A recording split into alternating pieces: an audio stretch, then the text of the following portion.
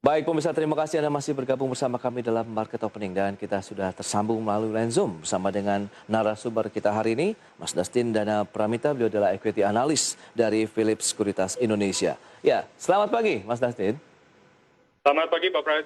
Ya, menarik kalau kita cermati dari pergerakan bursa global yang sudah kami sampaikan di segmen sebelumnya bahwa Wall Street ada beberapa indeks yang sudah mencetak rekor begitu dengan kenaikan dalam beberapa pekan terakhir. Demikian juga dengan di Eropa yang sentimen masih positif. Apalagi ditambah dengan data-data pertumbuhan ekonomi China yang di atas 18% pada kuartal 1 2021. Review market global, seperti apa kemudian akankah itu menjadi pendorong dari pergerakan indeks harga saham gabungan pada pagi hari ini? Mas Dustin, silakan. Ya, baik. Terima kasih Pak Pras. Ya. Sebelumnya memang Wall Street mengalami penguatan ya di antara saham-saham lainnya di global, di antaranya disebabkan karena uh, rilis data laporan keuangan ya beberapa emiten dan khususnya perbankan yang melebihi ekspektasi.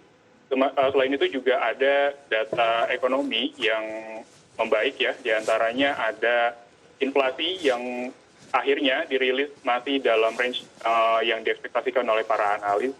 Jadi hal itu mengurangi kekhawatiran investor yang sebelumnya mengkhawatirkan ya nilai atau tingkat inflasi yang lebih tinggi dari perkiraan yang dapat memicu adanya tightening monetary policy.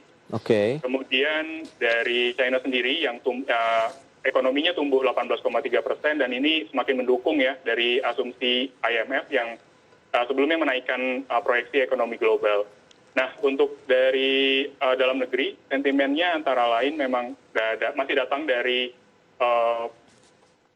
pertumbuhan kinerja manufaktur yang semakin membaik, ditambah juga dengan data otomotif yang secara year on year naik 10,5%. Yes. Samping itu juga ada kinerja ekspor yang meningkat 30%, yang membuat neraca perdagangan kita masih surplus 1,56 miliar US dollar di bulan Maret.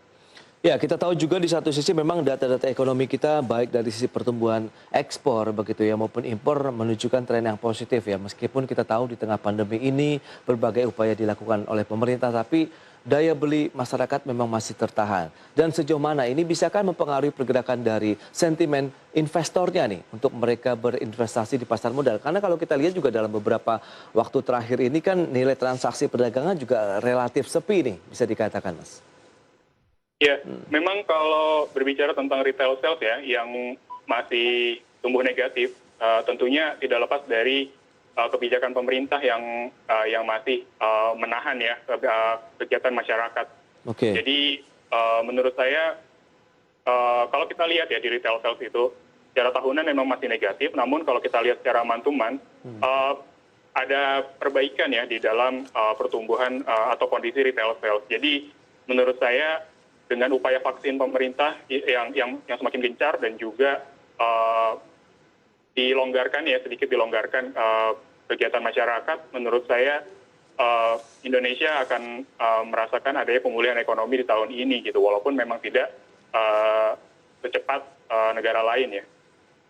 Itu dia. Berarti akan menjadi pendorong juga ini dari sentimen masyarakat. Kita tahu juga PMI manufaktur di Indonesia kan juga bertumbuh positif begitu di level 53 begitu. Sementara kita tahu sebelum pandemi Presiden Joko Widodo juga sudah menyampaikan pada saat normal saja kita di level 51-an begitu sampai dengan 53. Berarti ini sudah di atas rata-rata dari pertumbuhan PMI manufaktur Indonesia ini, Mas. Iya betul Pak Pras. Jadi PMI kita tertinggi ya, mencatatkan rekor tertinggi dalam satu dekade terakhir. Jadi menurut saya ya dengan adanya paket pemulihan ekonomi nasional yang disediakan oleh pemerintah dan juga di dalamnya ada bantuan sosial dan ada lagi dari kebijakan fiskal diantaranya pengurangan pajak berbagai macam jenis produk. Jadi menurut saya ini sudah sangat mendukung ya untuk ekonomi Indonesia pulih ya di tahun ini. Baik, bagaimana kalau kita lihat dengan dampak dari pertumbuhan ekonomi China yang di atas 18% begitu? Akankah ini menjadi satu angin segar lagi bagi pertumbuhan ekonomi Indonesia? Mengingat juga kita tahu China hingga saat ini masih mitra dagang yang cukup strategis lah untuk aktivitas kinerja ekspor Indonesia. Ya betul Pak Pras. Jadi kalau kita lihat memang China memiliki porsi terbesar ya dari neraca dagang kita. Jadi dengan adanya ekonomi China yang recovery yang sangat signifikan ini, harapan kami memang dan ekspektasi ke depan ekonomi Indonesia akan ikut terdorong ya. Baik, berarti semuanya sebenarnya masih menyelimuti ya dengan sentimen-sentimen positif yang akan mempengaruhi pergerakan market di dalam negeri. Saya akan